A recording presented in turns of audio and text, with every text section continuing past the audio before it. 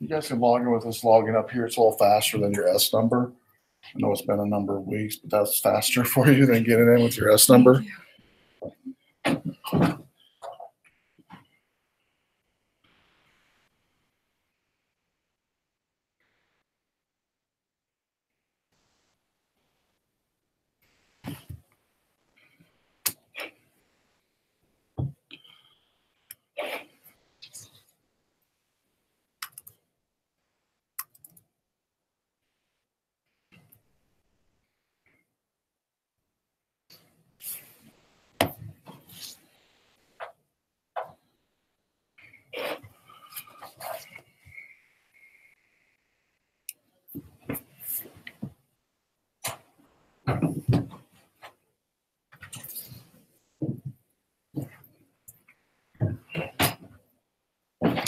Those just coming in, the login on the board's faster than your S number if you want to use that.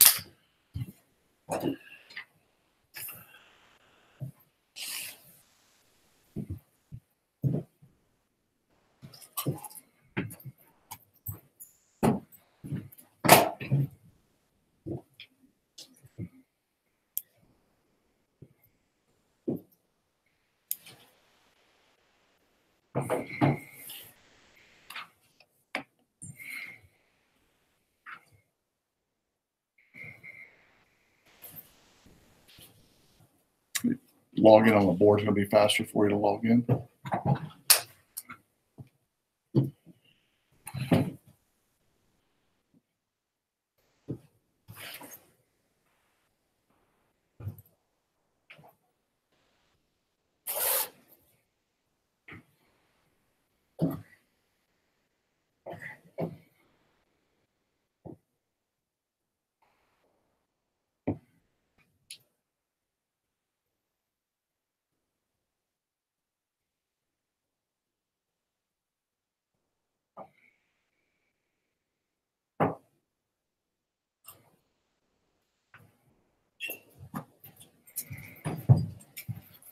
Hey, let's go.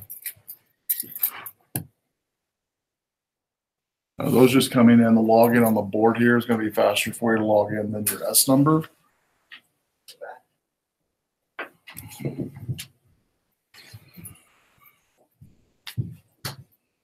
How's it going?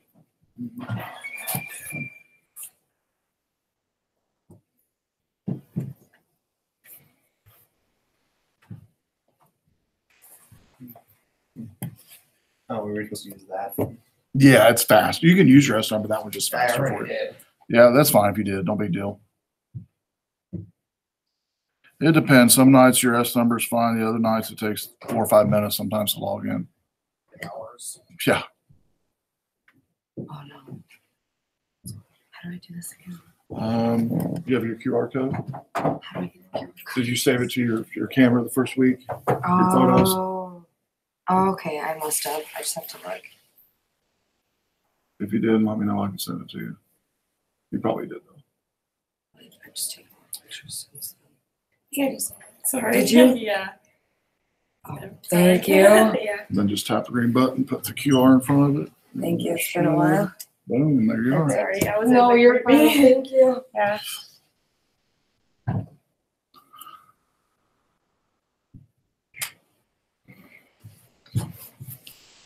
All right. Those just coming in. If you want to log into your Macs, I know it's been a number of weeks. With that login on the board, it's going to be faster than your S number.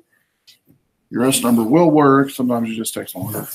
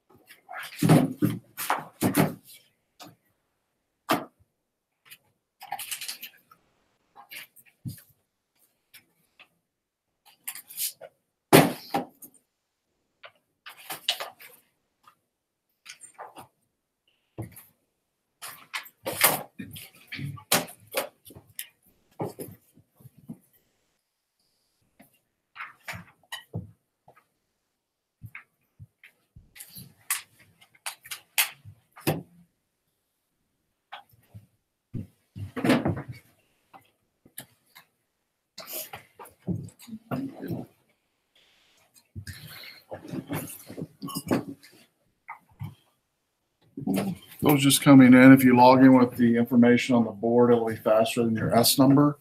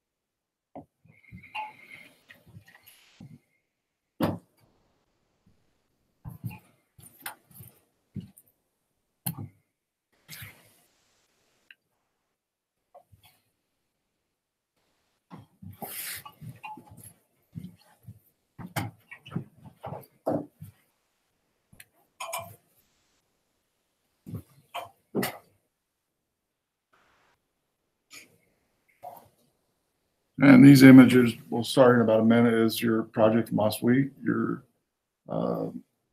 thumbnails you guys did.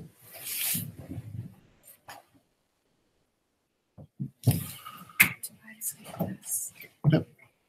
Then you'll have to, Oh. yep.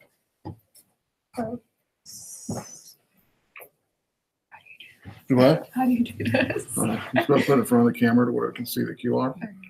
And turn your phone portrait. This way. Yep. A little closer.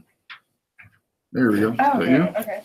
All right. I have a question about Yeah. that. Uh-huh. So do I turn mine in? But it's not there.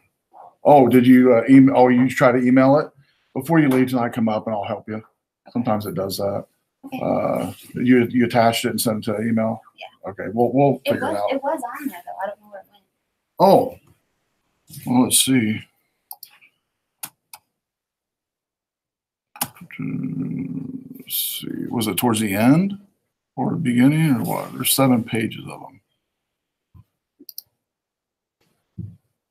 Let's go to the. So I didn't see What's it. on yeah? there. It's Richter. Huh? Last name's Richter. Richter. I didn't see it. This one. Yeah, I'm not. No, you didn't email me. You'd have me remove anything, did you? Because there was a couple of people I had. They wanted me to Yeah, remove. I Did- think for one of them. You did. I probably removed both. So just resend it. Don't worry about it. Cool. Yeah, just resend it. You're fine. All right. Well, hey. Well, hi guys. How you doing? Week 6. We finally meet again. And it's supposed to happen again tonight. So, but how many has classes tomorrow? All right. I don't think it'll be. I think you'll be fine. From what I've heard, it's supposed to be some snow, I believe, and then ice. But ice might be a problem in the morning. But if you're working in the morning, be careful when you travel. So collage is pretty easy to create, right? Not too hard. Hopefully you like the Pixlr app that you're using. It's kind of got like cool features to it and a lot of things maybe you'd be able to use beyond the course related content. But I was looking through these today and everybody did a good job. Picked some interesting. I was noting the different items you would use to select the images. Some text, some icons. And so anyway, what we mentioned last week, the whole concept behind creating collages or thumbnails of your photos, the way I did anyway, is I'll put all my photos on like a USB drive from an event. And then I'll put that USB drive in a Ziploc along with the thumbnails, fold it up on a piece of paper and put it in a drawer and label it like folders on different events, right? That way, if I want to go back to see an event, I can pull up that Ziploc that has in there, that folder has that Ziploc in it, it has the thumbnails, and I can see what's in the thumbnails or in the drive before I actually open it up, if that makes sense. So just a quick way to, without having to pop it into your computer and see what's in there. This is just an easy way to index your photos as you start taking them from here on out. So say you're doing a family reunion this summer or you're doing a wedding or whatever, you can start utilizing this now on those upcoming events, right? And what I generally do is I'll buy if I find deals anyway, I'll buy a whole bunch of USBs and just order them on Amazon or something. And that's generally the place I buy it mainly. And then get a whole bunch of them in. And then that way, because sometimes you get them for like $1, $2 a piece for like a 8 gig USB drive. It's like dirt cheap. And so you got like 20 or 30 USB drives. And the nice thing about USB drives is, and you might have had this happen before on your computer, if you store the photos only on your computer, right, before you get to save them elsewhere, like upload them to a cloud like you're doing this semester, and your computer crashes. Anybody had that happen before? And you lose all of your files, all your photos. So if you make it a habit to immediately transfer your image to a USB, if you don't have time to do that, by the way, take your camera to Walmart or Walgreens, and they'll burn that to a disk for you. And I think some of them even do a USB now as well. They'll put it on a USB now for you for a nominal charge. Doesn't cost that much. That way you don't have to worry about it. It's done, and the photos are safe. Does that make sense? So I do that regardless where I store that in the cloud. I always have a hard copy of it digitally. That way, if the service fails online or gets corrupted, which I've had happen, or your local computer crashes or your iPad or iPhone crashes, your data is safe. Does that make sense? The one thing you don't want to do, and I don't want this to happen to anybody, but you get that sinky feeling in your gut that you've lost everything, and maybe you did, and then you can't retrieve it. You don't want that. And so this is just kind of a way to help you, not just for photos, but any important information that you have in your life, to make a backup of that on a USB drive, stored in a safe, or put it in a I like Ziplocs. It's weird. I don't know what it is about Ziplocs. I love Ziplocs. I have drawers of Ziplocs now. I just use it for everything. I don't know. Ziplocs are just, I don't know, my go-to for everything, I guess. I don't know. Anybody else like Ziplocs, or just, that's kind of, Ziplocs, yeah. I don't know. I used to, when the kids were little, I used to see these moms use Ziplocs for everything. I'm like, that's so stupid. Use Ziplocs for everything. Ziplocs for the candy, Ziplocs for the chips, Ziplocs for Johnny. Did you get your right zip? Okay, you got 5 Ziplocs. Okay, but you got the 6th Ziploc. So I'm one of those guys now. So anyway, so pretty easy assignment. Pixlr, by the way, has a new version. You might have seen. You might be wondering about it. I'll pop it up here to show you. You guys have probably seen it already, but I'll talk about for just a second before we get into our lesson this week. So when you go to pixlr.com, pixlr.com, from your computer, there's a new version called Pixlr X. The difference between Pixlr X and Pixlr Editor, the one that I've used for years, and it's still available, and I still do use it because I'm not used to this version. I don't really like it as much, but the difference between the two here, this one, the editor, runs on Flash, okay? Flash, if you don't know, is kind of going by the wayside. If you see a whole bunch of stuff Flash enabled on your computer, it's kind of go bye-bye, and it's using what's called HTML5. But what you got to do on most of your browsers, if you're on Chrome like I am here, just enable it each time, and then you can get in there and do your editing, create your layers, save the file, whatever. We talked about this last week. One of the benefits of Pixlr is that you can save it as a PXD format, which will save all your layers like Photoshop. You can import a native PSD file from Photoshop into Pixlr. So I still like it, and I lean more towards it, but they do have some upgrades available, freebies and upgrades. They have these new ones, which I've not tried any of these yet. If you want to, you can. Like free, somebody asked a while back on free images, like open source or royalty-free images. That's a good source for you if you need some free images for a layout or a design or something. And on this upgrade, they have it'll take you to the pro version. Really, I wouldn't recommend anybody getting this. Not to say it's not going to be good. It's just, I think it's just launched. And so generally whenever stuff just launches, it's kind of buggy or maybe not totally ready, maybe. I'm not saying it isn't ready, but I'm just saying I would hold off a little bit if I was you. I have heard good reviews from people that have used it, photographers that have used it, especially the PSD templates. They've got hundreds of those now available for, say you're doing a newsletter or you're doing a layout or you're doing a magazine article or poster. They got tons of PSD formats for you to use out of the box, and you don't have to design it out of scratch for yourself. Some of you are into that already. How many is in here, like your Photoshop people? You use Photoshop all the time for stuff? Okay, so you probably maybe in the future use that. And then they also have this thing called Editor, which is on the Pixlr X side of things, a Pixlr Pro. But again, all this I would not recommend getting right now. Maybe wait a bit. In fact, or never get it. From what I've heard, this portion is not going anywhere, the editor portion. They're going to eventually upgrade this editor portion to HTML5 and get rid of Flash. So you can hang tight with it and still use all the functionality as you would in Photoshop online using Pixlr, basically, is how you can use it. And I mentioned the story last week. Nels Ackerman, a famous photographer from Rockford, who was Ronald Reagan's photographer in the White House. He came here a few semesters back, and I told him about Pixlr. Well, I was telling students like you guys about Pixlr one night when he was here. He never heard about it, which was totally blew me away. It's Nels Ackerman. Yeah, you think he'd heard about it. Anyway, he started using it, him and his team, and they travel on the plane a lot, going back and forth doing different photo shoots. and they were starting about a year later, told me they're using this more than Photoshop, just because everything they need to do, Pixlr allows them to do on the fly on any type of browser-enabled device. So anyway, just an idea. One of the students asked, do I ever use a feature of saving my files in Pixlr, which you can set up an account and stuff. I never use that. I save all my files in Pixlr when I create like a PXD file or whatever. I'll upload it to Dropbox and save it there. I've just never used their cloud version in Pixlr. Not to say it doesn't work. It's just I've never used it. So that's a little plug on Pixlr.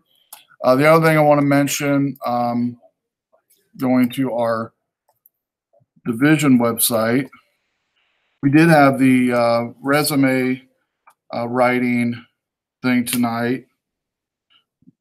There will be other opportunities to help you with getting a job. One of the posts I put this week for students is volunteering. On social media, I put a post about RBC students, especially CIS students like you guys that are taking courses in this building anyway. One of the best ways to, because students always say you don't have enough experience. Maybe you have some classes under your belt, but you don't have experience in a job that you want to go into, whatever it might be. The best way in Rockford anyway, and anywhere, is to volunteer for local nonprofits and organizations and even RBC events. Because what you're going to do during those volunteer times, say Red Cross or Boys and Girls Club or wherever, United Way, you'll rub shoulders with local leaders in the Rockford, right? And every student that's ever volunteered in anything I've worked with in Rock Valley College has always 100% of the time gotten a job from that volunteer position. Every one of them. From a social media manager to a web designer to a photographer to programmer, you name it, doesn't matter. Every time they volunteered, somebody has seen them in the community, mentioned to them a job that wasn't even yet posted yet, and they got the job. So every one of them. And so it does work. And you've heard of the old saying, it's hard to get a job if you don't know somebody. There is some truth to that. And, you don't have to actually get a job to get another job, but volunteering is an easy way to do it and to get your foot in the door. In the entire community, is what you're doing, you're showing employers a couple things. One is you're willing to take out of your own time to help other people and to learn something new, which is always a positive for employers to see. Number two, you're taking initiative on your own time to help people and to, which means in your work scenario, you're going to take the extra time if there's a project or whatever to get it done, whatever it takes, right? That's positive. That's all good. So regardless of what you're going into, whatever it might be, I encourage you to find a place to volunteer. It can be an hour a week, 5 hours a week, whatever. Campus events we have here on campus, volunteer for those. Community events, volunteer for those.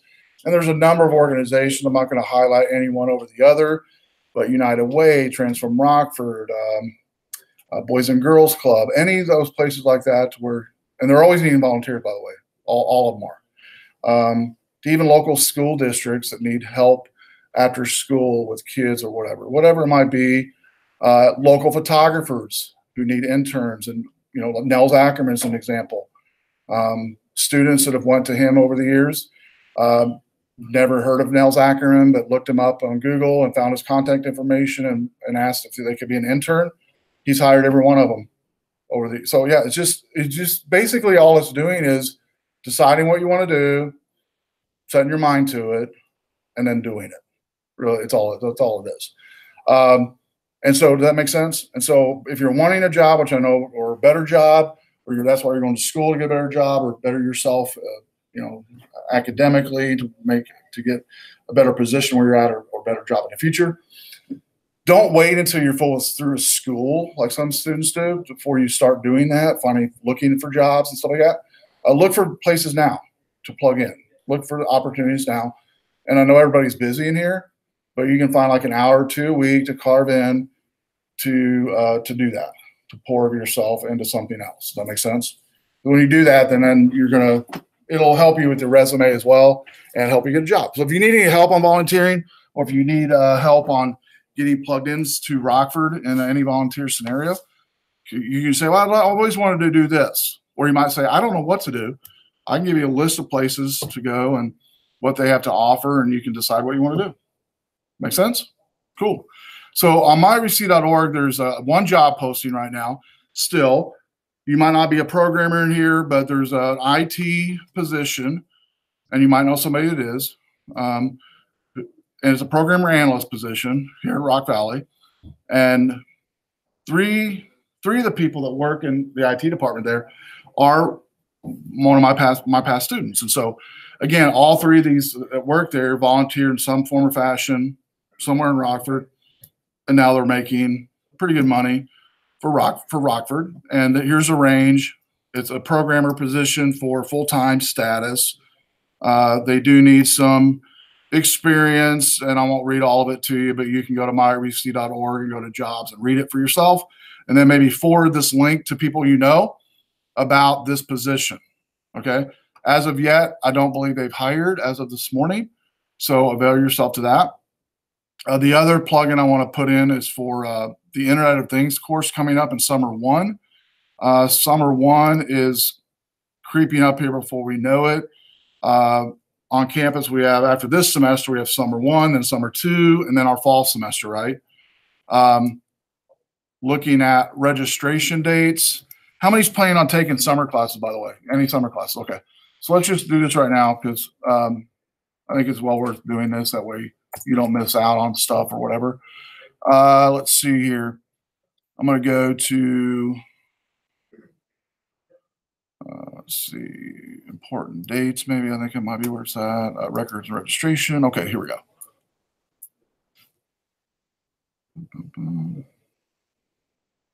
Okay, summer 1, open registration is March 26th, a Tuesday at 9 p.m. for early registration. So any summer 1 classes that you're interested in, and that's May, we used to call it May term because it's basically 4 weeks starting in May right after graduation. I think it ends at the first week in June. Registration starts March 26th. And then let's see, for summer 2, registration starts as well March 26th for summer 2. And for fall, priority registration starts April 7th. And the reason I mentioned those 3 dates, March 26th and April 7th, is you want to put it in your calendar. That way, some classes fill up quickly. Then some classes, like the ones we teach here in this building, are, elective classes or they're intermediate advanced classes. And if they don't get enough numbers at a certain point, they cancel the class. And so I always tell students, don't wait till the very end, because if you wait till the very end, the class isn't going to be offered. We're going to have to do independent study or something like that. So when you look at your catalog of classes you want to take, make note of the priority dates and register early. That makes sense? Questions on that registration? And there is on our website, as far as catalog, I'll go there real quick, of courses. They used to mail these out, but I think they only mail out the community catalog now. Let's see here. Courses on the homepage, and it talks about the starting later. And then it talks over here on searching for credit classes. That's one you want to go to. Or online services, you can go there as well. Online services might be a little quicker. I'll go there to show you that, how to look for classes. So you don't have to log in, by the way, as you can see. And this is being recorded, so you can watch it later if you don't want to write it all down. So say you want to search for courses in, summer. You can go to summer here on the term. And let's do summer. Might not have them in here yet. We've got spring, fall, Summer. Summer's not even in here yet, but I'll go and pick a summer one before. Summer 2 of last year. Guess they will be posting that before too long, hopefully. So then you'll get a list of the classes, when they're offered, what building, time, yada, yada, yada, all that good stuff. So avail yourself to that. Again, online services, one place to find the courses. probably the one I recommend is online services. So make those dates known or jot them down, the ones I mentioned, to help you. Went over our website. Internet of Things. The reason I wanted to talk about summer was Internet of Things is a course we're first offering on campus. They never offered it before. How many has at home like a video ring bell or a Nest device to control your thermostat or something to control your lights at home remotely through a phone or something? Anybody have something like that at home, or you know people that do? Anyway, those, something like $59 million is going to be spent this year alone in Internet of Things devices in the U.S. And from controlling lights to a Ring doorbell to a thermostat like Nest. So this course is actually talking about teaching students what Internet of Things is first, and then secondary, how to program those devices yourself. And so I'll show you real quick some of we're creating 4 projects of Internet of Things in the summer. And it's going to be 4 Saturdays in May. And I will just go to the website, rbciot.app.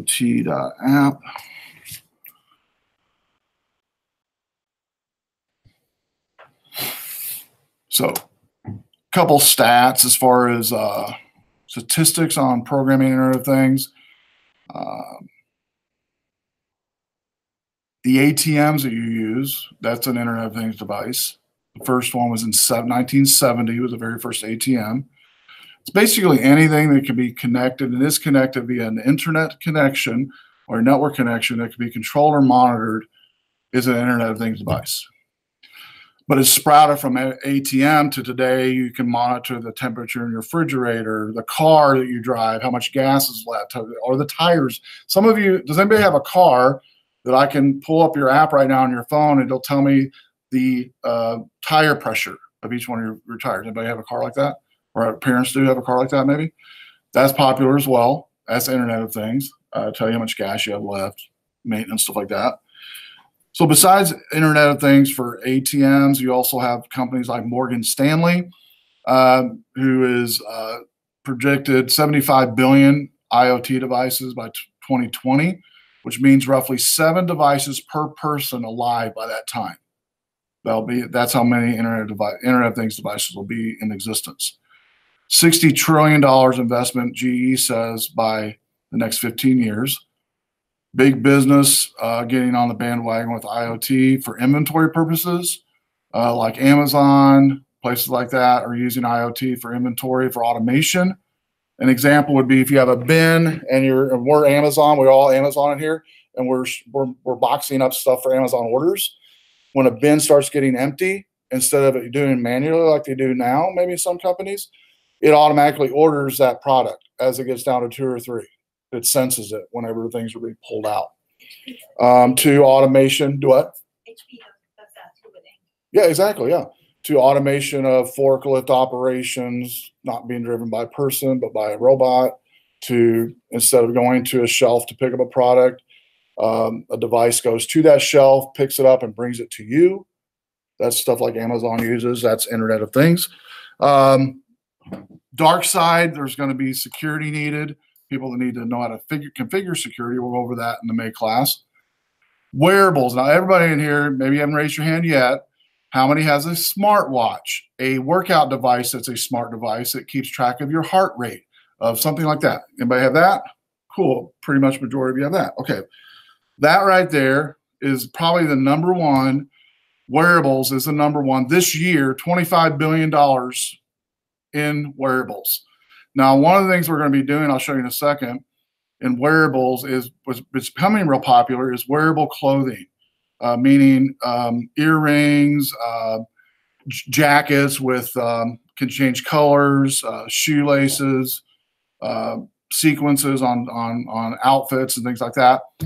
You might have seen that in movies or whatever. That's coming out like this year. Clothing manufacturers are making it to where you can actually, from your smartwatch or from your phone, change emojicons on a shirt from a smiley face to whatever type of emojicon you want to with Internet of Things type of technology.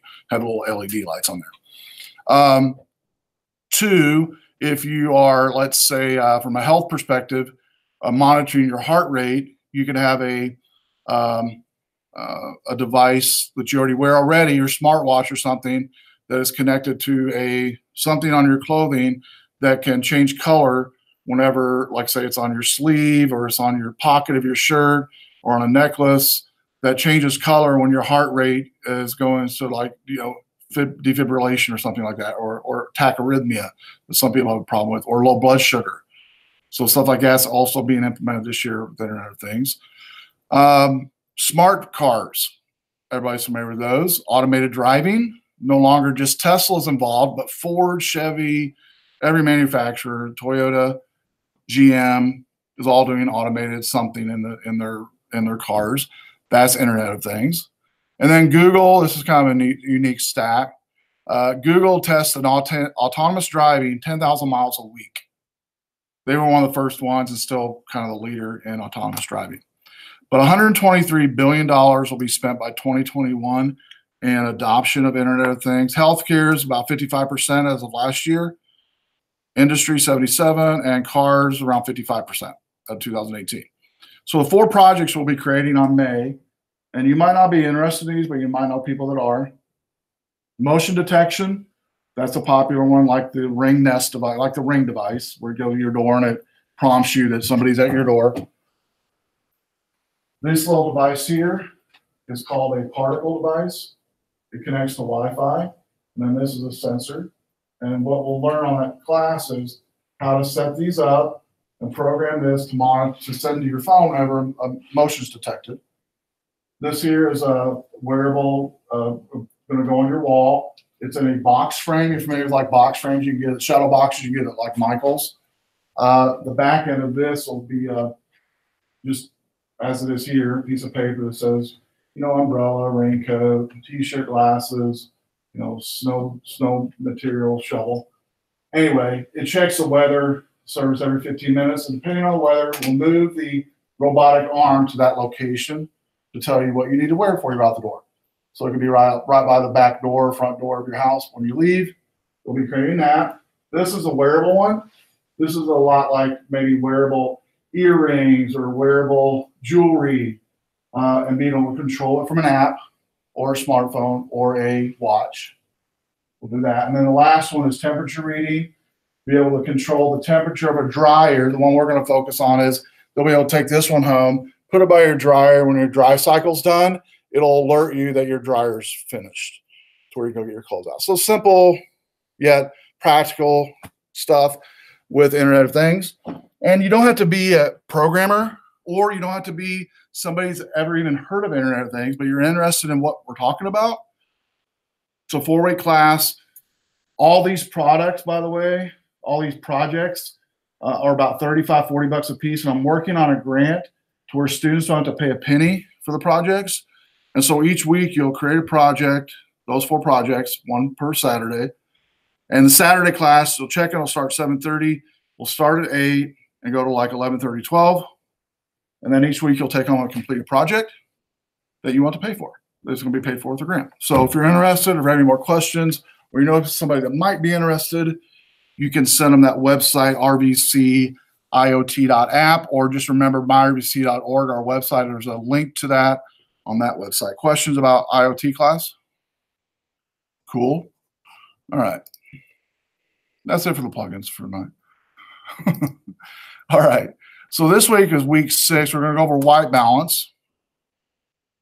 And again, it's good to see everybody's face tonight. It really is. Like last week, I had two people show. I can't remember, 1 or 2. Anyway. But hey, it's winter, right? It's the first winter we've had in how many years here? So it used to be winters like this all the time before I moved here 20 years ago, I heard. This is pretty common. Anybody remembers winters like this 20 plus years ago? Yeah. Or your mom and dad talked about it, or grandma and grandpa talked about it. So nothing big, right? It's winter. Okay. So white balance. We're going to play with white balance this week. You've done auto white balance. We're going to focus more tonight on manual white balance. We'll watch a video on white balance as well from a photographer I like. And then we'll do an in-class take home. You'll do when you leave tonight, I'll have you take a few photos before you leave in the building practicing white balance, and you'll have a take home as well. So kind of a group project before you leave tonight. of 3 or 4 people around you, or at least 2 people around you. I want no less than, I don't want you to be by yourself basically when you leave to do the lab. It's hard to do a lab by yourself. So I want to make sure you connect with somebody. All right. So the notes we're going to go over here is the white balance link here, and then this Ken Rock example. So first is a white balance one. It's this document here. And it's just a document I've put together and used for years on explaining what white balance is. And it ends on manual. And then we'll go to the next example and then discuss more on what white balance is. So white balance is a part of photography, digital photography, that most people don't understand too much or use at all. And it's something, though, that you can use that can help impact your shots and give you good exposure to make your photos look awesome and really pop out. And so we're going to look at this week in more details white balance, but the simplest definition is the reason we adjust white balance, like it says in that third paragraph, is to get the colors in your images as accurate as possible. So basically the philosophy is this: if you don't know true white, you're not going to go know true blue or true black or true yellow or true greens or whatever, all the primary colors, right? You're not going to know that unless you have true white in that color, in that camera. The camera knows what true white is. Now you can fake out true white to make it kind of more artistic, that we'll look at tonight. You can make it, so say it's a bright, shiny day, instead of using a sunlight filter, like an auto filter for white balance, you use like a shade filter and make it more darker and luminous kind of thing. So why do you need the color to be right? And that's a good question. Glad you asked. The first reason is when you're taking a shot of any type, an image of any type, you might notice, like in lights in here, which are fluorescent, they have different shades, different hues, different heat values. Each bulb does, like an LED bulb, a fluorescent bulb, your cell phone bulb on your phone. Well, our eye doesn't see it, but the camera sees it. It actually puts off a certain color hue, okay, that overshadows the subject, basically. Now, when I grew up, we used nothing but incandescent bulbs that can't be used anymore in homes. And so a lot of pictures in the house turned out kind of yellowish, right? You might remember those days, like the Polaroid images. You always wondered, well, gee, are these yellow because everybody smoked so much? Well, maybe that was probably too, maybe some of it. But a lot of it had to do with the fact that it was those incandescent bulbs would put off that kind of that yellowish kind of hue. So orange, blue, yellow are not, again, our eyes can't see it. And it's called color temperature. Incandescent bulbs, again, a yellowish tinge. So here's an example. And I'll kind of blow this up a little bit so we can see a little bit better. That's why I turn these lights off in here on the front end, that we can see a little bit better here. So these are Johnson & Johnson baby powder. And so we have here 3 shots of the same product in the same location, but notice all 3 of them look differently as far as the color of the bottles, all 3 of them. So if you're looking at it on your monitor versus the overhead, on your monitor, the left one is what kind of, what tint does that left one have? Anybody tell me? Kind of a bluish, right? What about the middle one? Does it have a tint at all, you think? Or is it pretty true? What do you think? You think it's pretty, how many think it's kind of a truer color? Maybe, yeah. What about the right one? What do you have on that? Any tint on that one? Kind of yellowish, right? Yellowish on that one. And so all 3 of these were shot in all 3 different, incandescent bulb, fluorescent bulb, and normal light, like maybe a candle or even sunlight. But it matters when it comes to the color of the light that we don't see, like the light of a candle, the warm light of a candle. You can take photos with a candle lit room, but it's going to be a lot warmer color, a lot, darker color, and it kind of looks cool sometimes taking photos that way. But our eyes naturally adjust to all those colors that we just talked about, regardless of what the light source is. We don't notice it, but our cameras do, and they lock into it and don't adjust. our eyes automatically adjust. Just like if I was to take you into the next room, it's dark right now. Within a few seconds, milliseconds, your eyes would adjust immediately. You could see everything, go, walk around just fine. Cameras, you have to tell it what to do. It doesn't automatically do it for us. And so, because our eyes adjust automatically and the cameras don't, like the paragraph says here, unless the temperature of the light is very extreme, a white sheet of paper generally looks white to us, okay? However, a digital camera is not that clever, and to make adjustments automatically, and sometimes we need to tell it what to do.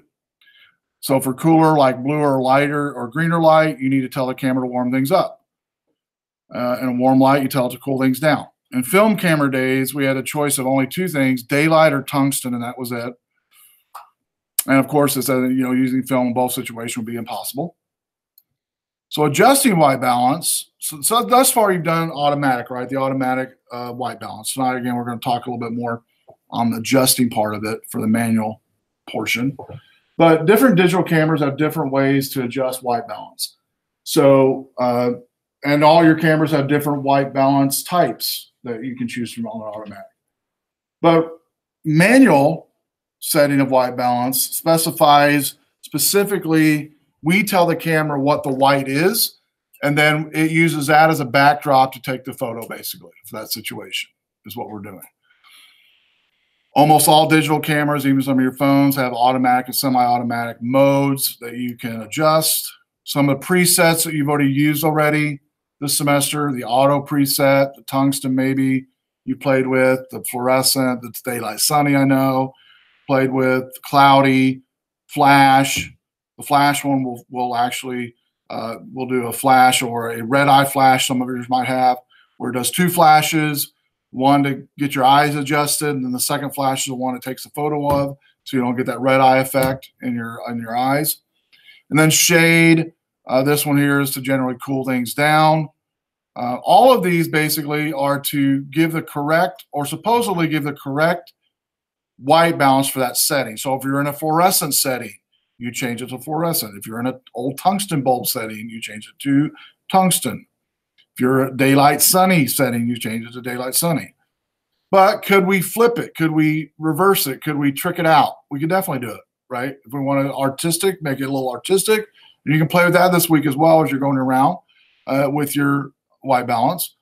So instead of being, say, I don't know, say you're in a cloudy situation and you flip it and say, no, I want to put it in the daylight sunny setting. That would make it a little darker and kind of ominous kind of feel.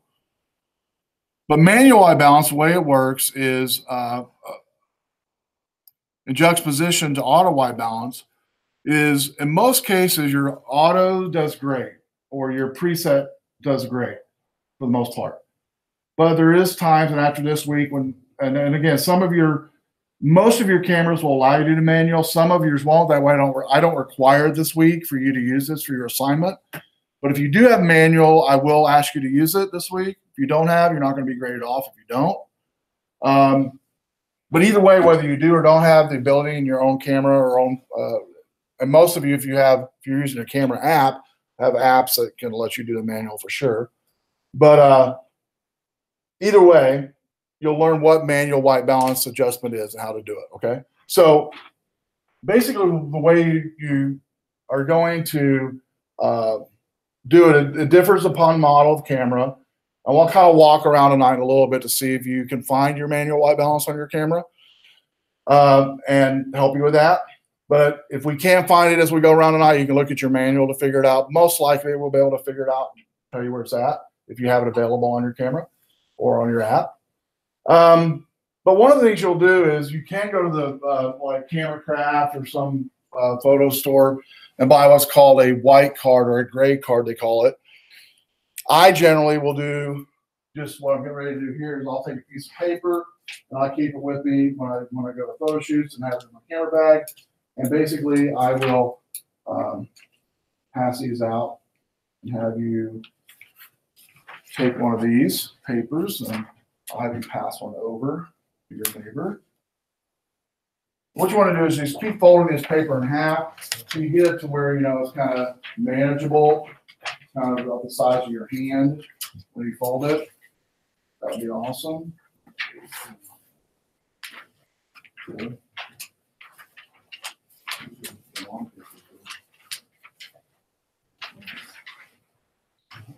Over. Just keep folding it so it's about the size of your hand. That'd be awesome.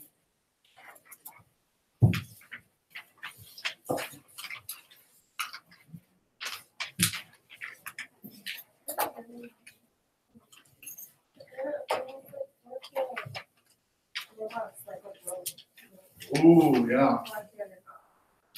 Yeah, I don't subscribe to that. People talk about that, but yeah, I'm not saying they couldn't do it, but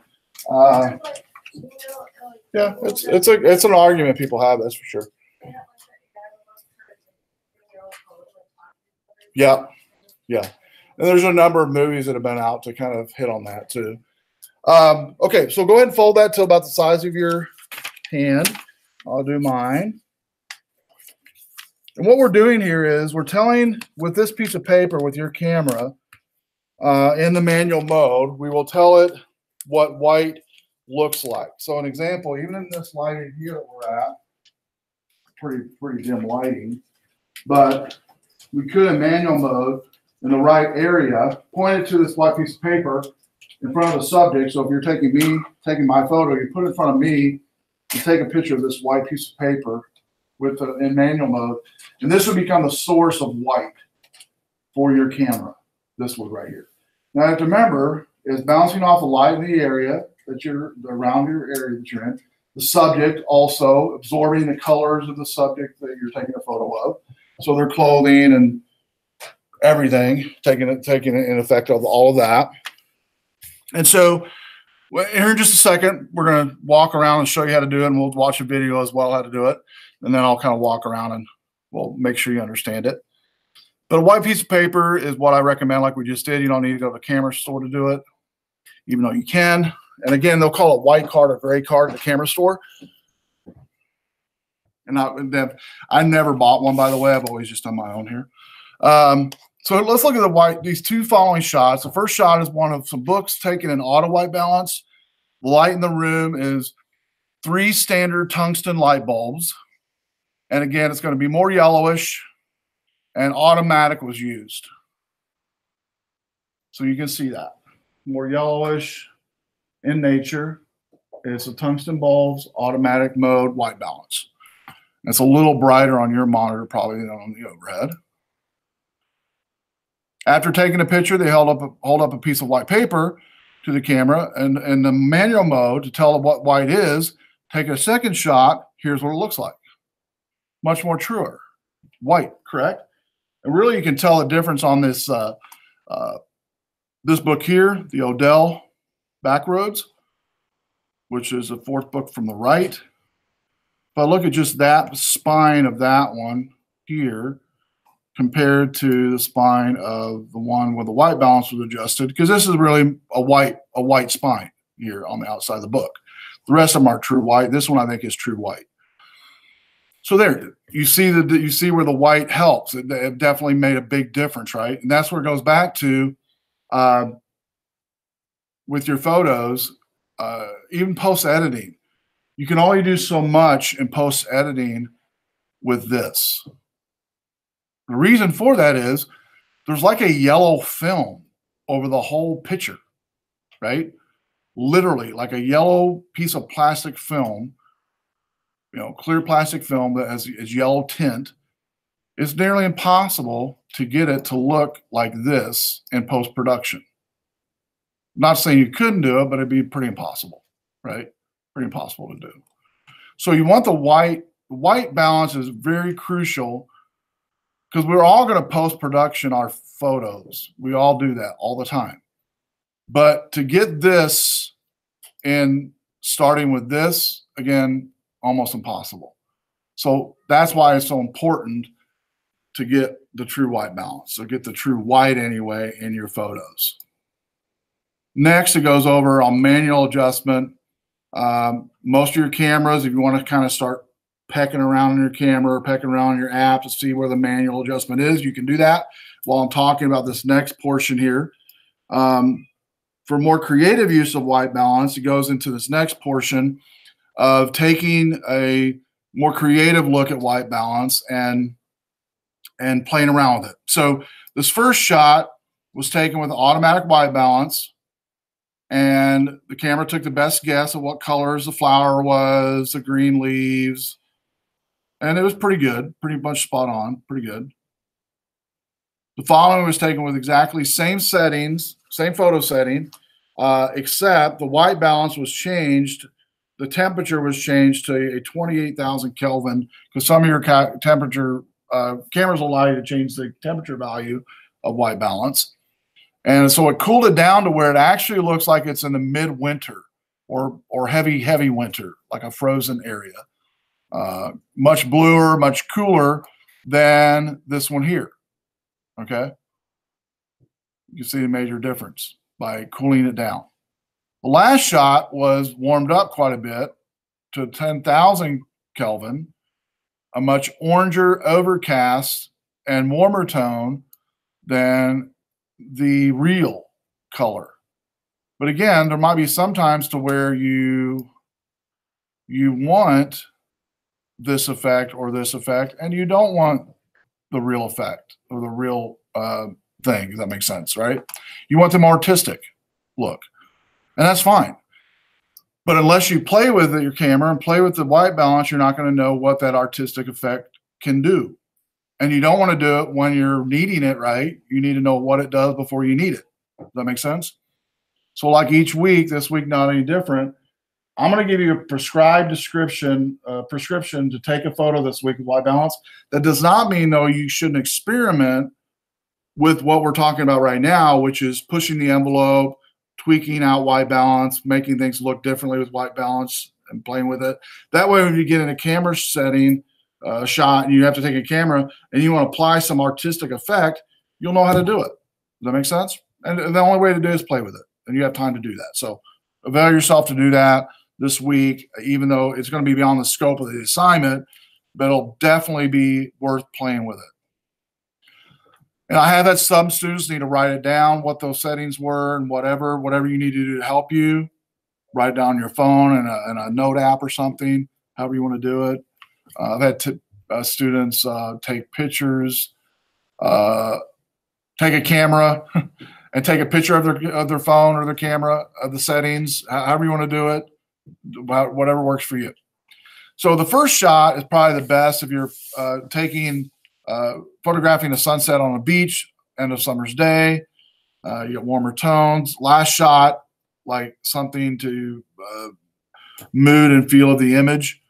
On the other hand, if you're shooting on a cold, misty winter's day, countryside, you might use a cooler tone of the second one, which was this one right here. So most cameras will give you a Kelvin range of 4,000 to 8,000 increments. Some of yours won't give you a Kelvin range at all, but most will. If you don't have that Kelvin range, don't worry about it. So manipulating white balance for artistic effect. I like this portion. So here we have, a person on a beach, and they're not tan, by the way, naturally. But with the right filter, with the right white balance, you can make that person look tan, right? With the right white balance. And so it talks about the fact that on this one here, that this photo here is a direct, deliberate, wrong white balance to achieve an artistic effect. For being on a beach on a sunny day, you might set your white balance for cloudy or shady. When you do cloudy or shady on a bright sunny day, you're going to get the natural bronze effect of your skin tone. Okay, naturally, it's going to happen. And so you don't need to do the spray tan. You can just do this and do the bronze, do the wrong white balance basically on your photos, and it comes out looking just as if you were really tan. It tells the camera basically the ambient light is slightly blue cast. The camera will compensate by adding a bronze effect, ergo the tan offset to your skin tone, natural suntan. Be warned, It says here, this may not work for scenes in which the sky is visible, as a color manipulation will be applied. So what they're talking about is if you took this shot, notice in the shot there is no sky. You'll make sure you only have that darker beach background. You wouldn't want a lighter background because it wouldn't work. All right. Icy scenes. Say there's an icy scene, and we're talking about artistic here. When photography an icy scene, perhaps you should try setting your white balance to something warmer, like daylight or shade. A normal or standard exposure will usually make snow and ice look blue anyway. So these settings should whiten the snow a little and reduce the blue cast that you're going to get from ice. On the other hand, if you want the blue, making it all even colder, so a tungsten setting will make a blue stronger, tells the camera the light is slightly orange, and so you get a result of something that looks really cold. So that, just by looking at that image, makes the white for sure on the snow, but it also makes the icicles more bluer and looks more colder.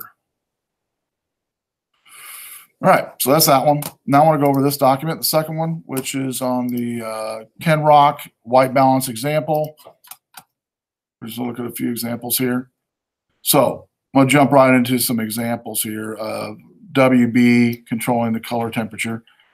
Here is a image of a beautiful image of water, but also there's fog at the top of that water in the early morning.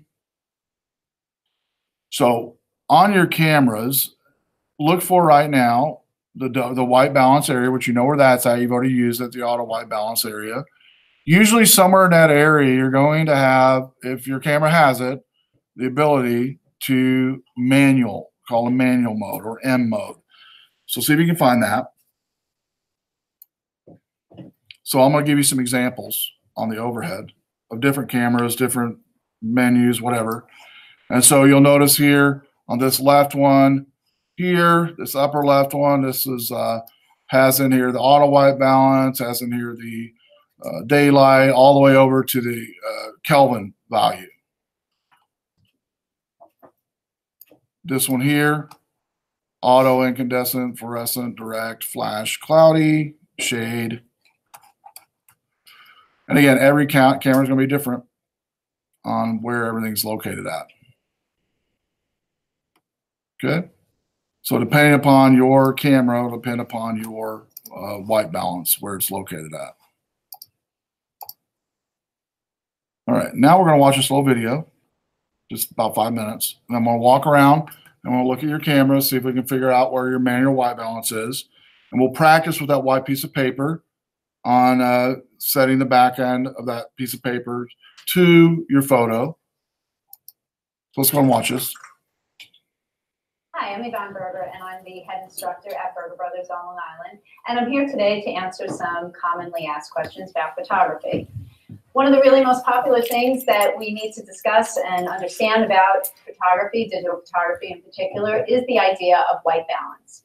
So the white balance is how your camera sees and interprets color. So unlike exposure, your exposure deals with the tone of the photograph. So if we're talking about the tone, we're talking about the highlights, the midtones, and the shadows of the photograph. The white balance is kind of off on the side because that's just dealing with the color. So you could really have a photo that's properly exposed, but the white balance is way off. So when we talk about white balance and what does that mean, basically every light that we see is and has its own color temperature. So if we were outside on a bright sunny day, that has its own color temperature. If we were in your house in incandescent light, that has its own color temperature. Fluorescent light, flash, they all have their own color temperature. They range in color temperature from warm to cool. So you can look at photographs and you could say, well, this photo looks warmer or this photo looks cooler. Some of that can be interpretive, and maybe you like your photos to look a little warmer or a little cooler. But things that are known, like skin tone or product shots or things like that, where it's a known subject and the color really has to be dead on, you really got to fine-tune your white balance. So when we talk about white balance in your camera, if you go to the white balance setting, by default, it's set to white balance auto or auto white balance, which means that the camera is just interpreting the light for you. So it's okay if you don't really have any, too complicated lighting situation. But the problem that you may find is that that auto white balance, it may be a little shifted to the warm or the cool side. So you could take it a step further and you could go into some of the presets that the camera manufacturers make. And those are set for incandescent or fluorescent or whatever, flash. Each one has a symbol inside the camera. They're usually really small and hard to see what they are, so you may have to actually consult your instruction book. But you can go in and choose one of the presets. So if I'm outside on a bright sunny day, I'm going to choose the sun. If I'm inside at my house and it's only incandescent light, I'm going to choose the incandescent light bulb. So then that custom white balance is set for that particular lighting situation. The problem occurs when we go someplace, and let's say I came to your house for a party. If I was at your house at a party and we had incandescent lights on in the kitchen and then we had daylight coming in through the sliding glass doors and then I put my flash on to take a picture of you, I now have 3 color temperatures that I'm expecting the camera to interpret. So you could choose that auto white balance, but what will happen is the camera is going to auto white balance based on the dominant light source. So if the dominant light source was the incandescent light, it's probably going to be too warm. If, however, you choose one of the presets, well, which one do you choose? I have 3 different color temperatures, so I'm not sure which one to choose. That's when you really have to take it a step further and do something that's called custom white balance. Now, each camera has its own way of doing custom white balance, and I wish I could just say to you, well, here, go and do this. But I can give you some tips, but you really have to consult your camera manufacturer's instruction book and see exactly how your camera calibrates to a custom white balance. But one of the things that you have to do is you need to give the camera something white to look at. Now, you could use a white piece of paper, but not all white pieces of paper are created equally. So what I would suggest, and my tool of choice, would be something called an Expo Disk. What an Expo Disk does is on one side, it's white, and it's a pure white. And on the other side, it's going to be this kind of honeycomb where the light falls through. So what I would do is I would take my camera and I would aim it toward the light that's falling on my subject. So in this scenario, I would aim it toward the light that's falling on me. And I would create a custom white balance based on that light. So the lighting situation that I'm in right now, I have a fluorescent light, and I have an incandescent light, and I have daylight falling on me. So before we did this photo shoot, we went in and we created a custom white balance with this Expo Disk. And that really creates the most accurate color. If, however, you are shooting a lot of photographs and you need to maybe deal with it more in a post-process fashion, you can use something called an X-Rite color checker. I like to use this when I'm doing product photography because I can just set this up and I get a really good idea of what that color is supposed to look like post-process. I can then take my editing software like Lightroom or Photoshop, and I can then calibrate to that particular color, to the blacks, the whites, the grays, the midtones, the highlights, and get the most accurate color rendition of that particular shot. So in closing, the custom white balance, it's kind of a big deal. You really got to do it. You should definitely try to get out of that auto white balance. And for those of you that are kind of new to photography, I get it. It's a lot to think about. You can certainly set your camera to auto white balance, but why not try and play around and use some of the presets? And you can even use the presets just for fun and lie to your camera. So on a bright sunny day, choose cloudy, see what it does. But if you're really looking to obtain accurate color, you really got to use some sort of device to get yourself a custom white balance. Okay, so white balance, you guys find it on your camera, manual white balance. Okay, so here's for most of your cameras and most even the apps you use on this. The way it works is, and your cameras will walk you through it, most of them will, on the manual. It'll tell you when you turn it to manual to either take a photo of something, whatever it is your white balance is going to be, what your white's going to be. Once you take that photo of that card in front of the person or wherever, I'll have you do it when you're holding it in front of you, on your desk today. You take a picture of that, and then it stores it in your camera, that photo of that piece of paper, as a source of white, basically for that photo. Now, here's the deal. Every time you take a photo in whatever setting, when you do manual white balance, you have to do that each time. Because, like she said, the white is going to change according to the light in the room, if that makes sense.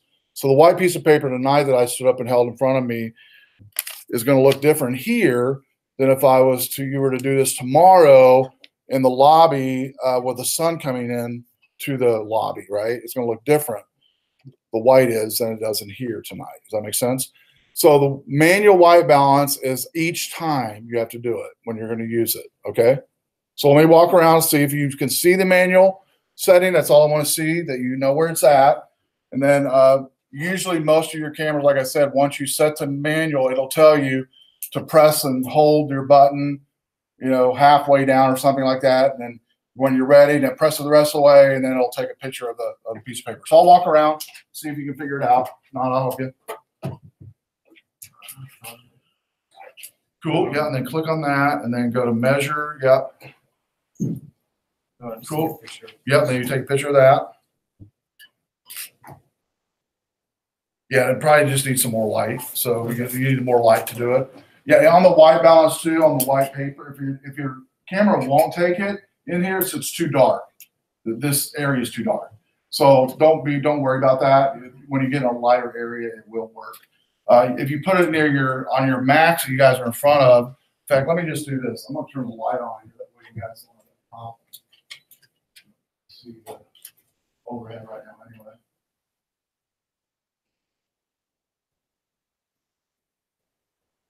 Okay, make sure light's full.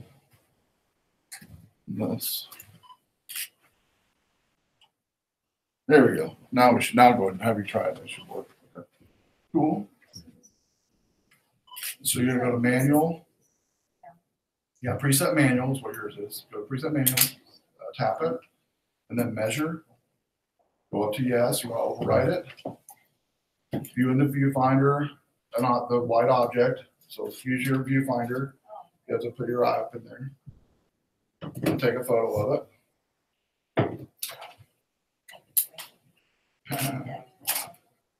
There you go. Zoom in, or just don't zoom in. Just go physically with your camera. Go in. There you go, right there. Perfect. And take a picture of that. Good. Yep. Now it's use that. It's save that and click OK. It's now use that as your white balance. Cool. Got custom. Mm-hmm.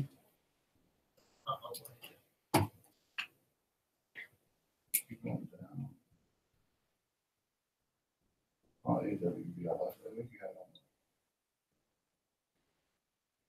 Go back. There you go. Go to the right. And go down. Here it is. Yeah, custom. So click the middle button. Yeah. Oh. And then take a picture of that piece of paper. Yeah.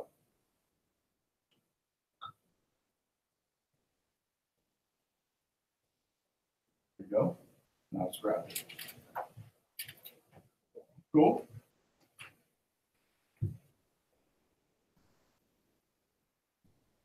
Okay. Yeah, don't worry about it. Yep, you got it. Good. I don't have like nothing. Yeah, you have a manual, right? Yep, that's what you're gonna do.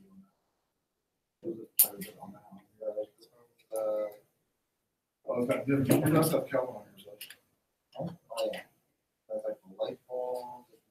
That. Okay, cool. That has the sun and I that like like the cloud.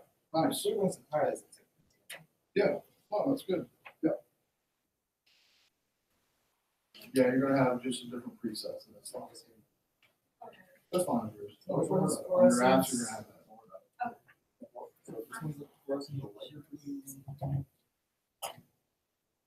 Yeah, so go to your menu where your white balance is located on your camera. There's a picture of paper. If you want to go to your white balance, the WB button, see the WB button right there. What mode are you in on your camera? Change your camera mode from auto to like P mode or M mode. Those of you who have DSLRs, if you set your camera to P mode or M mode, you'll be able to set your white balance easier. Would you have P mode? Yeah, P mode. Yeah, click on that and go down to the, keep going down, I'll tell you when to stop. Preset manual, keep going, click on that. Right? Then, click that, okay. Go back again. Go to the right. Oops. Click okay, click okay again. Now go ahead and take a picture of this paper.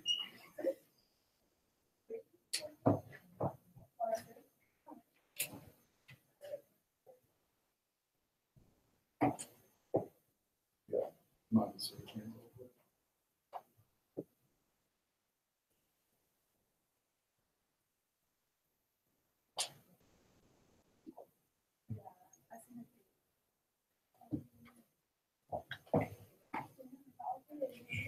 Here's-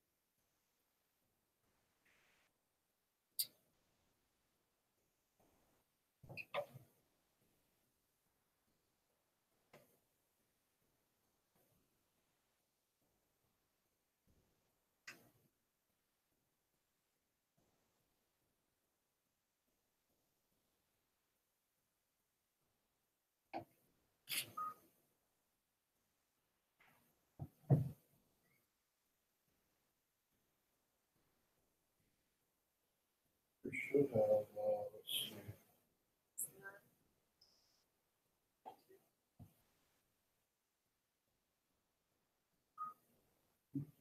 So,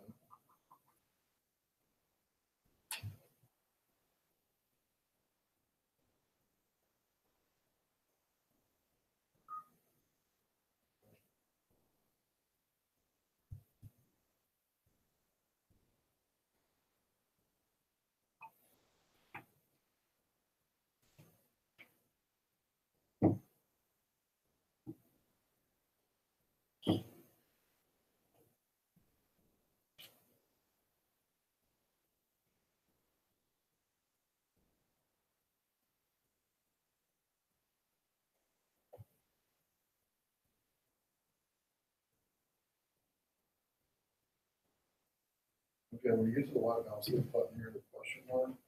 Go to the match white balance or light source white balance. B, A, N, and G, the agenda. That's one way to do it. Then yours, the color temperature way. Here. Now using color temperature. Instead, and then this would actually be photo. The way it works on that is on the photo, on the manual white balance, is when you get ready to take a photo, it's going to take a picture of that as a source first, and then later it's going to use that as your white balance. Let me see if I can find it. Change.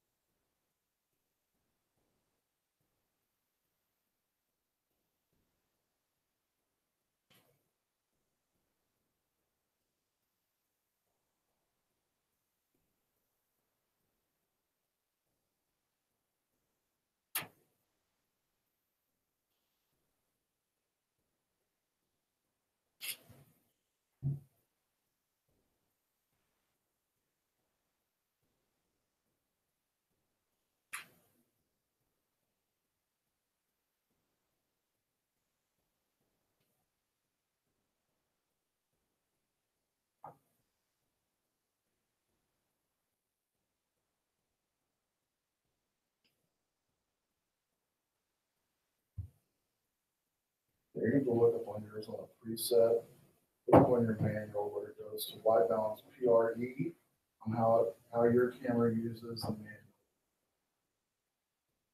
It should be in there. It should be in there for the PRE manual. You're in white balance here, so keep flipping the page. Yeah, preset manual here. We'll follow these steps where it says here's a preset. That's what we're going to go to. Direct measurement is what we want to do, natural, very well, all these places under lighting that we use, live photograph, light measure. So you have it set to the end mode, which I just now set it to end mode on yours. And then set it to PRE, I did that. Flip the page. Select preset, we did that. And then direct measurement mode. So please the WB briefly and press the button under the PRE. It starts with flash. So under the PRE, there's a flash. Here.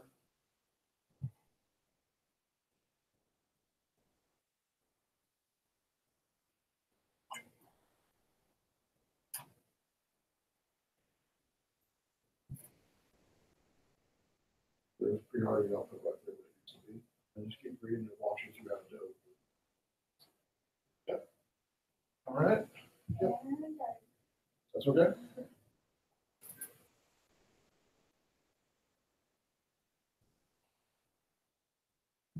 Move all the way to the right. That one right there. Okay, so take a picture of that.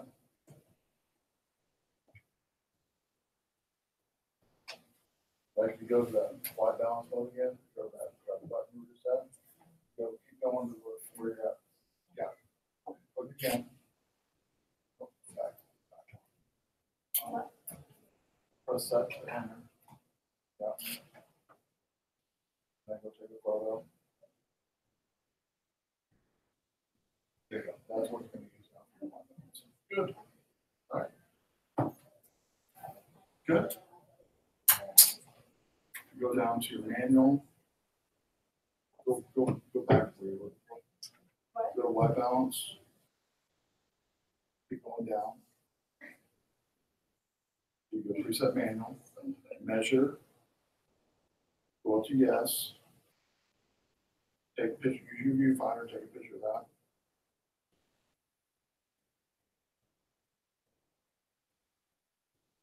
Okay, and I did grab it. Looks like now it's part of your manual balance. Yeah, that one above that. Yep.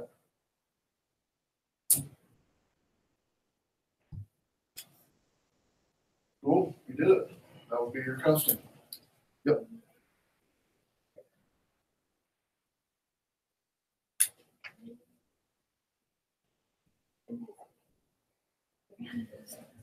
Yep.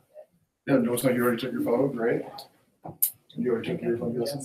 Cool. Awesome. Oh, you don't think you did? Oh, you don't think you can? Okay. Yeah, manual mode. Bring up your white balance so I can say real quick the question. If not, no big deal.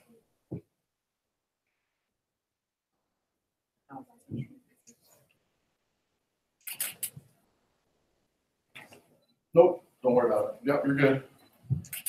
Figure yours out. To make sure you can white balance it for the white balance. Then go over to that one, I believe. Oh, I do the custom. Yeah, I think so. I think that's what you want to do. Okay. And then click that one, and then it'll prompt you when your camera to take a photo of that image. It'll either ask you to create a new one, I believe. When you go to that preset, did it give you a prompt? Go to the one I just had you go to. Just click, yeah, that. And then click, yeah, custom white balance.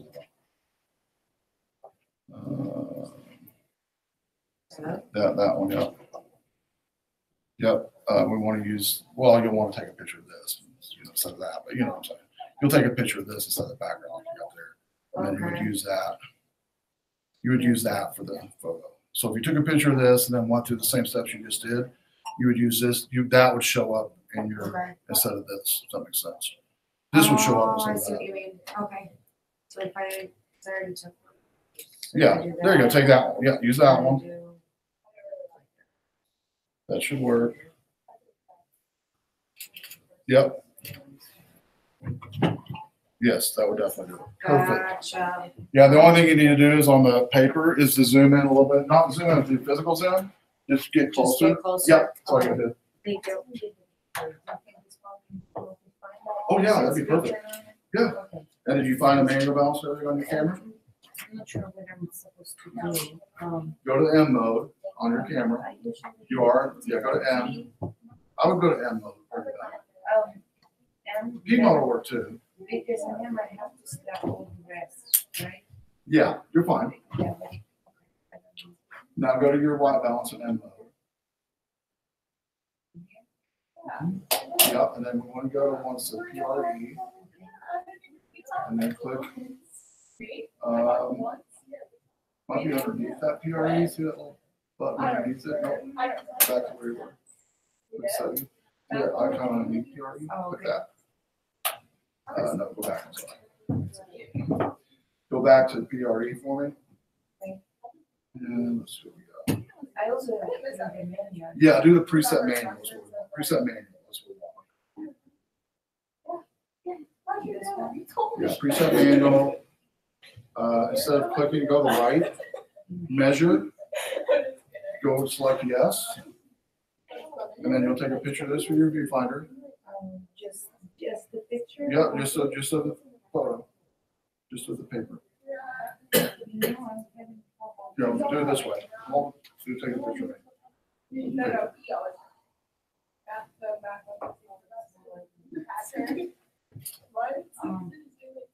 Go ahead and go through that process again. You just, But it should work through this one too, right? yeah, it's going to. Yeah. I'm just trying to see. This is faster. Yeah, click OK. And then click, Metering, it was. you don't want meter. You don't want meter. Oh, no, okay. You want the PRE, the one you had earlier. I mean, that was. And then right arrow, when you get to that one, go right arrow. Then preset manual. Or no, measure.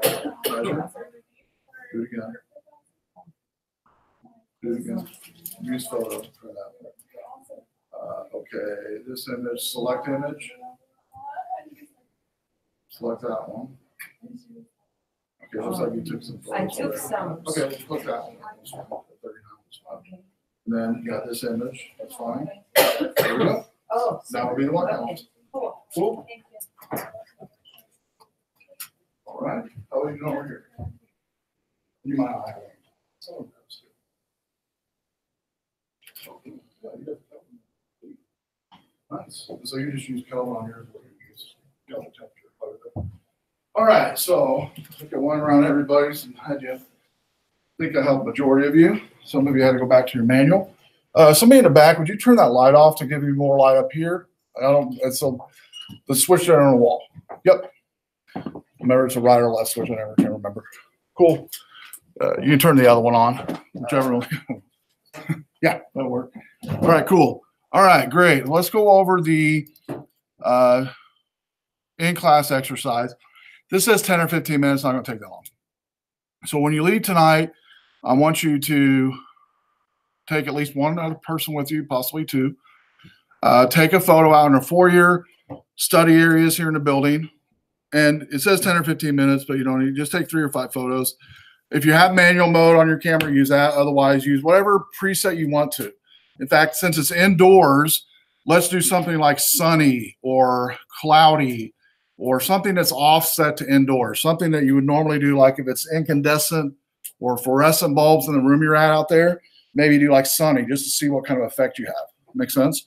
So each person in your group, you'll take a 2 or 3 photos in white balance. If you have manual mode, take at least one of them in manual mode. The other 2 can be auto. That's fine. Or they can all 3 be in manual, however you want to do it. When you get home, you'll upload those photos into week 6 in class. That's going to be, and then submit the URL or submit done here that you're finished with it. I don't need the URL this week for this in class one. Questions on that? So again, look around right now. Just kind of look at somebody that's next to you. At least one person. There we go. And say, okay, we'll take 2 or 3 photos of each other. Then we'll go home. Be done with it. Okay. Great. The take-home exercise for ISO. And remember, I talked about earlier playing around with it beyond the scope of what you're going to be doing for your exercise. So the scope of this one basically is you're going to set the ISO to auto or ISO 100. I would suggest auto is fine. Most of you, if you're going to be using manual mode, will need to set your cameras to P mode or M mode for manual. Either one, if those of you that have manual white balance. Those of you who don't have manual white balance, basically, and it's only till you get to the manual white balance section, those that I just talked to that have the ability to do that, would you set your camera to P or M mode. So what you're going to do, everybody here is going to set your picture size, find out on your camera or your app where to set the picture size to max size, and make sure and set the compression to best quality JPEG, something like that. At least have the word JPEG in the setting for the compression for the photo type. Some of yours might say photo type, photo compression, something like that. Save photo as. By default, some of yours might have something in there like raw or something like that. You'll need to change it to JPEG. JPEG fine, normal. That's fine. JPEG, just as long as JPEG's in the title, you're good. Is this when we save it on our computer? Do what now? When we save them on the computer? Yeah, whenever, yeah, exactly. The whole purpose of this is basically when you go to export them, it's going to actually export as a JPEG. Gotcha. Versus raw or whatever format your camera has it at. So make sure and do that. Number 2, you might have to look at your manual to figure out where that's at, or you can probably figure it out by just looking in your settings. If you're like me, you'll try that first and you're like, oh, okay, I'll go to the manual so I can figure it out. So however you want to do it. Then you're going to start doing the lap, and it's going to be pretty simple here. You're going to set the auto white balance on your camera, shoot 4 pictures of each of the following below light settings. So 4 pictures, and you're going to set your light settings, direct sunlight, in the shade, under tungsten, under fluorescent. Then set the white balance to sunlight and shoot the following pictures in direct sunlight, shade, under tungsten, and fluorescent. Now, one of the ones that you might have issues finding in the settings would be tungsten. That's the old school lighting. You might not be able to find that. So if you can't find that, don't worry about it. For sure, everybody's going to be able to find direct sunlight, hopefully, the next few days. Shade, hopefully, you'll find that easily enough. And fluorescent, okay? And what that means is areas that have sunlight, your picture has sunlight, your picture has shade, your picture has fluorescent. That makes sense? And then, so the first, on number 3, auto white balance, 3 to 4, depending if you can't find tungsten. The direct light setting in that photo needs to be direct sunlight, shade, and fluorescent. Number 4, white balance to sunlight, the same. Take the photo in direct sunlight and the shade, under fluorescent. And I'm skipping tungsten on purpose because somebody might be able to find tungsten. And then choose a correct white balance that you think it needs to be for that area for each of the above photos and reshoot. So whatever you think it might be for that setting. So for instance, if you are in, the white balance, number 5, where it says choose a correct white balance for each of the above pictures and reshoot them. What you'll do basically is, like in this one here, you've got auto white balance and sunlight. It's going to be auto sunlight for auto white, right? Auto white balance. Shade white balance. Fluorescent white balance. Number 6, you'll upload the photos to week 6. And so you'll end up having an auto portion, a sunny portion, and a correct portion. The auto is a white balance to auto. And you'll have auto 1, 2, 3, or auto 1, 2, 3, 4, or I guess at least 1, 2, 3, because you'll probably have a hard time finding tungsten. Sunny 1, 2, 3, correct 1, 2, 3.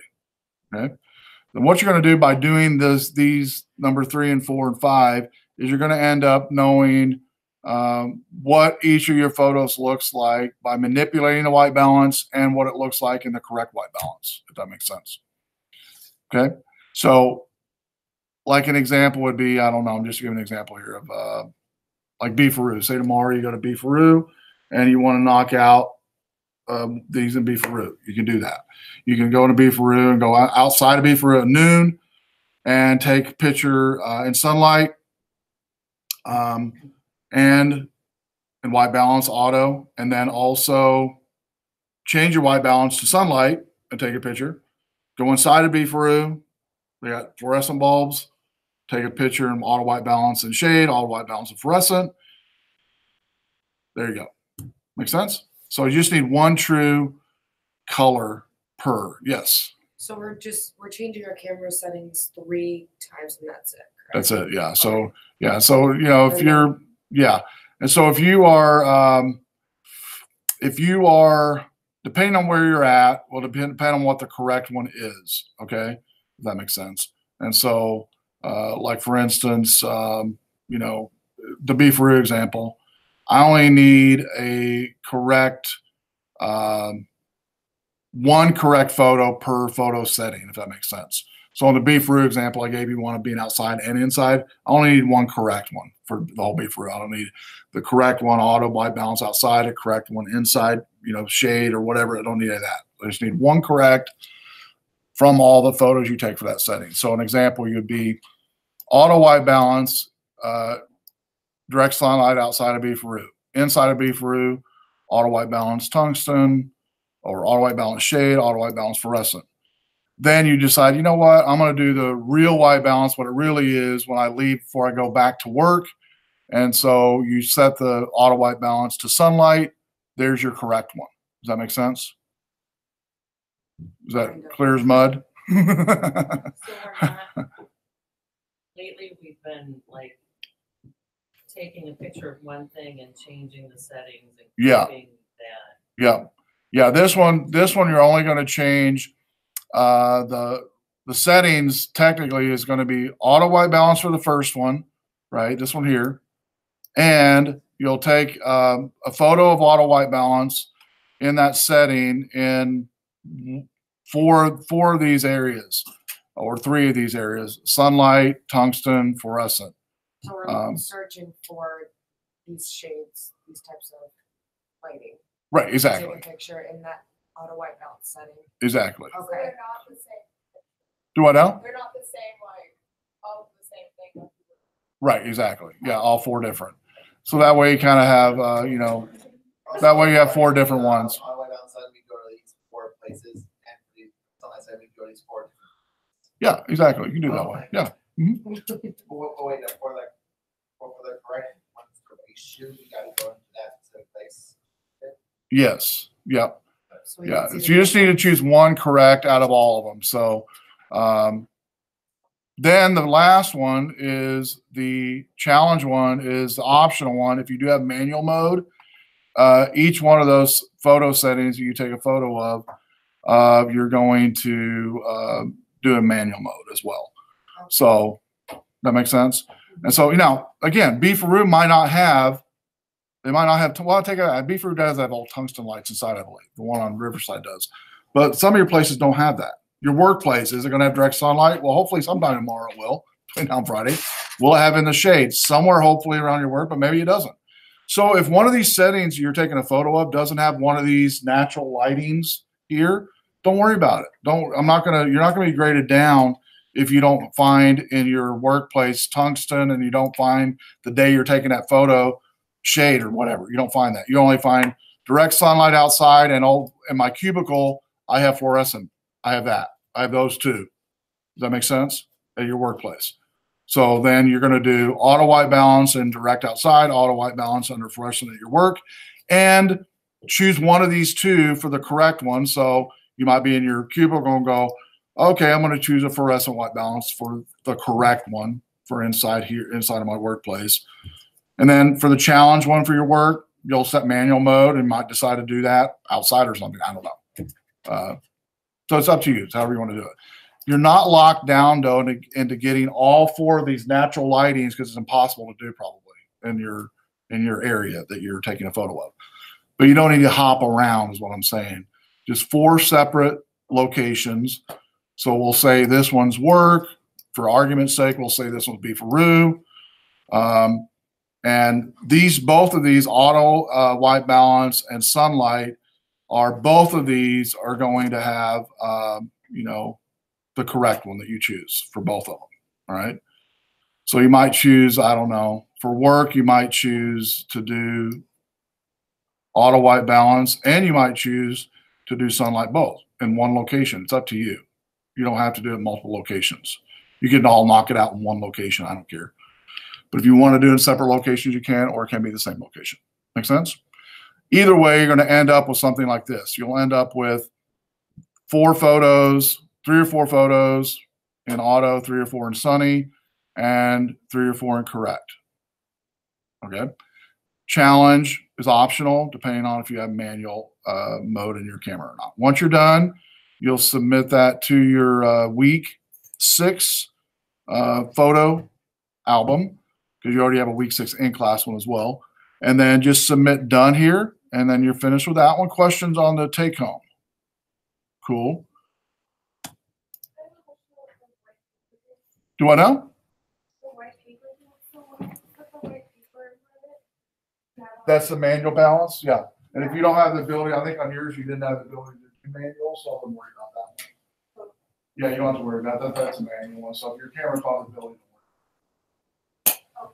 Yep, yep. So when we go to do our manual ones, we'll have to retake this in every setting. Yeah, right. Okay. Well, like we tried to do it, if you did, like say you did the work example I gave earlier, if you did it all at work or whatever, or at home, you could do you'll just have one manual balance, one manual light balance in that setting. Okay, that makes sense. And say you only have available sunlight and indoor fluorescent in that setting. That's all you have available in that day. You're only going to do manual mode in the fluorescent setting and then sunlight outside. Does that make sense? So don't make it too difficult. I know it can be difficult. It looks difficult, but it's not easy. So just whatever lighting you have, whatever lighting setting you have, just use that. You should have at least 2, hopefully, during that photo setting. But if not, no big deal. You're not going to break it down otherwise. Make sense? Other questions? Cool. Well, yes. I was looking at it says you guys sent some pictures out of the max and compression to the best quality JPEG. Yes. If you're using an app, you probably won't have that ability on the app, so don't worry about it. Yeah, yours is already going to be saved to JPEG or PNG, and so don't worry about that if you have a camera app. Yeah, if you have a camera app, don't worry about it.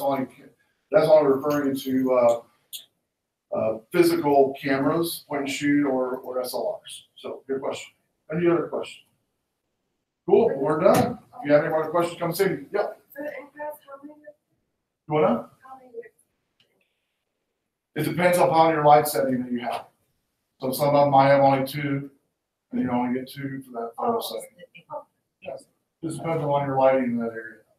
You might only have sunlight and incandescent for that area. That's it. You might not have shade or what incandescent bulbs. So cool. Yep.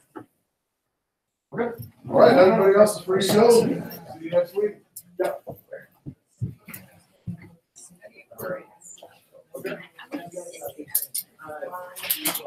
You want to? Yeah.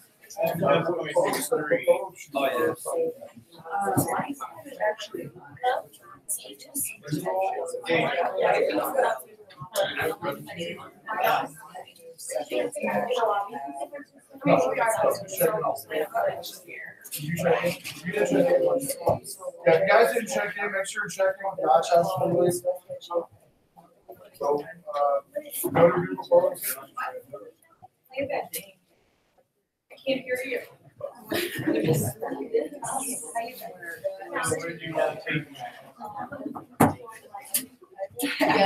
sure you use at least one part before you leave to take your photos. I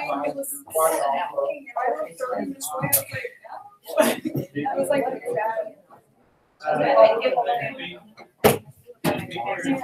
no, I can hear it.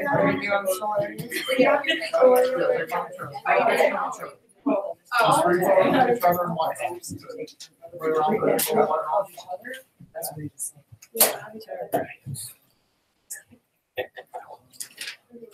I know, that's what I'm Yeah. thinking too. I'm like, oh, God. So the class one you guys are done? Yeah, whatever you want to do. You can do, you can just do the auto add-on. The different presets is fine. Yep.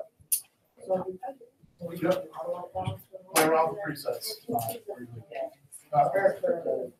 Take 3 pictures of each other and any of the auto. Yeah, you got it, like taking her? Awesome, there you go. This is like. I guess I give you. Alright, yeah. I'm gonna ask him what's going on. Well, I'll show you. I'm just gonna ask Yeah, a quick question. yeah. So on the homework, you said to put it in max and JPEG. Yeah, what do you got? So shoot settings, I'm sorry. Yeah, image quality here, which is, that's just JPEG. Yep, that works. And then the max, I'm not ouch.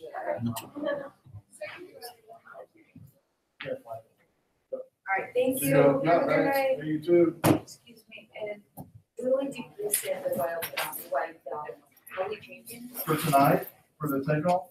No, right now, what's With the, this group, you're just doing the presets. So So you're doing like whatever I- shade, sunny, whatever. oh, so I'm You're not doing changing. manual, you don't need to do manual tonight. So I'm choosing what? You're choosing any of these you want to for your takeoff tonight for the clock. right? Okay, but at home when I'll be taking, I should do. That's a takeoff, yeah, that's a takeoff. And I should do preset. Preset is the fourth one, there you have to do, was it sunny? And then auto balance, sunny, and then So preset correct, is- and then manual is the very last one, that's a challenge. Which you can do on here if you need to. Preset is a- I was thinking that means, where. No, Contract. preset would be, the corrected one would be the correct white balance, like if it's sunny outside, it's sunny white balance. If it's indoor, incandescent, it's indoor incandescent white balance. Yeah, but why would you do this preset? Presets for manual only, Oh. manual only, which is a challenge. Got it? I'm so sorry. No, you're fine, no problem. No, good question. Okay, so did you get some photos in there? Okay, cool. So what we're gonna do is go to Google Photos here. I'll show you real quick how to do it before we start off. So go to Google Photos and let's just create, just click here. Cancel. Okay, click cancel. Right, now go and click album. Okay, and we're gonna create an album. And go to album again. And type in there week 6. First set, there's like. What? Like it says like submit issues. Yeah, week 6 in class. Is that in your photos? Oh, okay, well, that's just like a separate alphabet. Yeah, week 6 in class is what you guys are doing now. You're taking off as you walk out as a group. And then you have a week 6, which is one of this one. Cool. Thank you. All right, did you create the album? Yeah. Okay, where's that? I didn't want you to do it, so.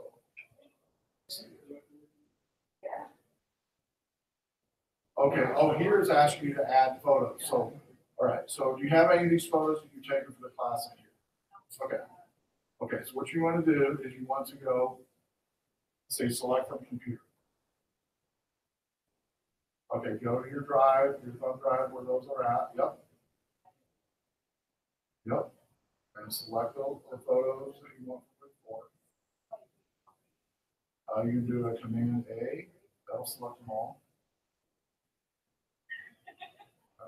Command A. There you go, then click open.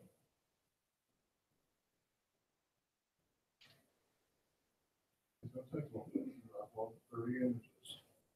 Yeah, those are those 10 different locations. So my collage is in a different thing, so I'll do that. Trying to figure out when you were saying, did you want now or not? Yeah, the URL of your album will tell you everything. So once you get these uploaded, you'll have the URL. Sure.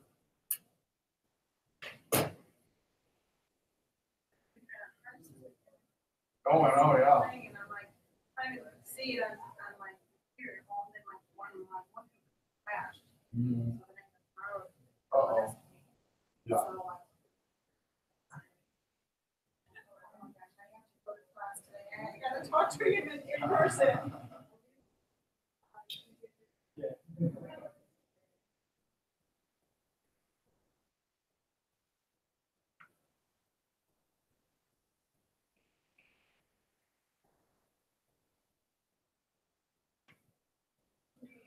All right, cool.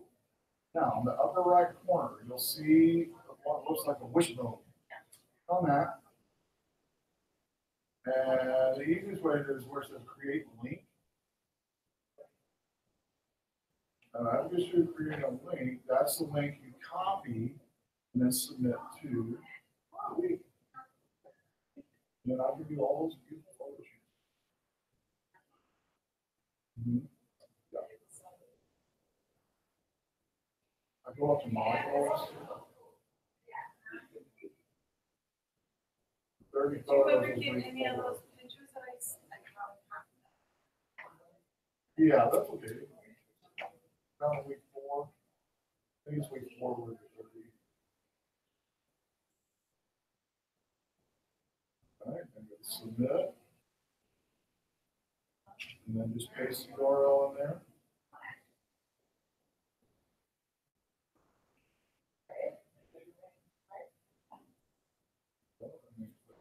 Submit assignment. Now if you go back to your Google photos. Oh, thanks, guys. And then click this arrow here. It'll take you back to the root of your photos in Google. And there's the one you just created. Makes sense? All right. Okay, so then I'm gonna upload my. Yeah, now it's really good, right? Now, once you get them all, do me a favor, once you get them all done, and since they're late, what you want to do is when you shoot me an email, in that email, do me a favor and put a link to each one of those albums. That way I can directly click on, find them, if that makes sense. So, Just like you did so I here. can see the link now? I mean, Yeah, where do I well- know once I send it? Well, just click on that album. You go to the same place I had you go to earlier, share, on that, and see where it says, yeah. What if it says giving it different? No, it'll create the same link, yeah. Just click Oh, on okay. that. Yeah, and then also, I believe, if you hit, click over here. Click on that little ellipsis one. Yeah, you have to just put that each time. But it just creates the same thing. You can do it. Go back and I'll show you. Yeah. See ya. Create link. Very same like this. It creates a very same. So just copy this so that you know. Well, I already know the one you just did for week 4, but if you have to do any other ones, what you do, yeah, you just shoot me an email with the link that you just did there. When you tell me you've done week 5, put in that email if you wouldn't mind. Make sense? Cool. Good job. You're So we're creating good supposed to- images now. Are we supposed to post 3 pictures? 3 pictures only, yes, Okay. of your other person or Yeah. people that you're in a photo with. Okay. Awesome, good job. So now I Yeah, well, she's still here. You pay her $20, she might let you take a photo 3 times.